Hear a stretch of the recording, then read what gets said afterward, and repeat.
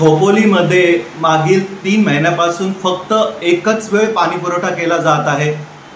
आम आदमी पार्टीने त्याबाबत वारंवार आवाज उठवला, तक्रारही केली, परंतु नगर परिषद प्रशासन त्याकडे दुर्लक्ष करत आहे। काजूवाडी येथे पाण्याच्या टाकीचं काम करायचं आहे, त्यासाठी 1 महिना फक्त पाणी एक वेळ येईल असं नगर परिषदेने सांगितलं होतं।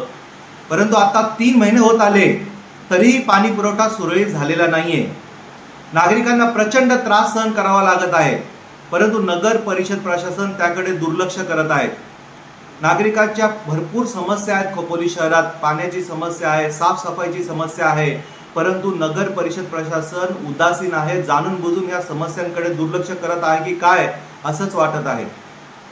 आज 3 महिन्यापासून खोपोलीला फक्त एकच वेळ पाणी पुरवठा आहे, परंतु खोपोलीचे मुख्याधिकारी तथा प्रशासक डॉक्टर पंकज पाटील नागरिकांच्या समस्यांकडे लक्षच देत नाहीये। जेव्हा खोपोली नगर परिषदेला कर जमा करायचा असतो तेव्हा ते मोहीम चालवतात कर जमा करण्यासाठी, पण नागरिकांच्या समस्या सोडवण्यासाठी नगर परिषद लक्ष देत नाही, उदासीन आहे। खोपोलीच्या नागरिकांनी सुद्धा आता एक मोहीम चालवायला पाहिजे। जर तुम्ही सुविधा देत नाहीये ना तर आम्ही करही भरणार नाही, सुविधा नाही तर कर नाही, अशीच मोहीम आता खोपोलीच्या नागरिकांनी आपल्या हातात घ्यायला पाहिजे। जय हिंद, जय महाराष्ट्र।